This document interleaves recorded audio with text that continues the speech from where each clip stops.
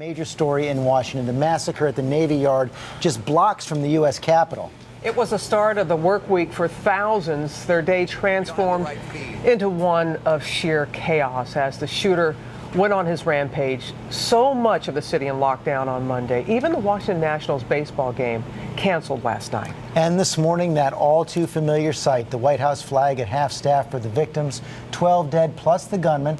Let's get right to all we've learned overnight from ABC's Jim Avila in Washington. Good morning, Jim. Good morning, George. Most of the 15,000 workers here at the massive Navy Yard have been asked to work from home today as authorities work on the motive behind this terrible attack perpetrated by one of the Navy's own contractors. This morning, police say they are focusing their investigation on 34-year-old Alexis, an IT contractor starting a job at the Naval Yard.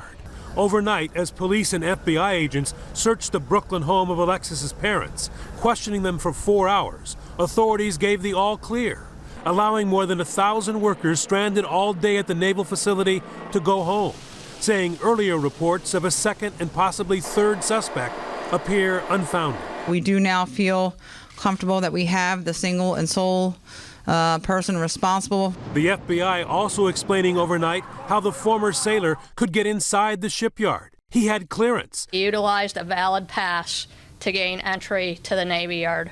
It was the beginning of a shooting spree that began at 8:15 in the morning.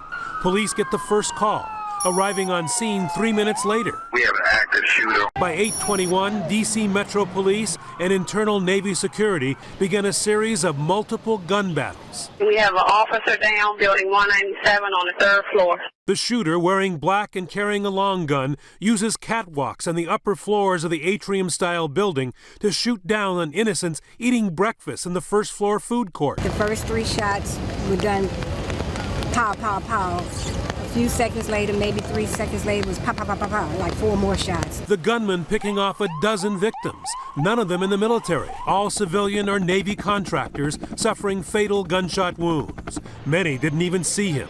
One of the victims standing shoulder to shoulder with Navy Commander Tim Giris. I saw him drop in front of me. He was shot in the head. And this morning, we are learning details about some of the 12 victims, ages ranging from 46 to 73.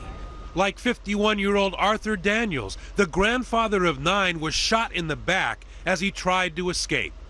Or Kenneth Proctor, the 46-year-old who worked for the government for 22 years. It took nearly 11 hours for authorities to finally clear this huge facility. Frightened workers were hiding in nooks and crannies all over the building. SWAT teams finally finding the last frightened worker hiding in a storage locker at 7 o'clock last night.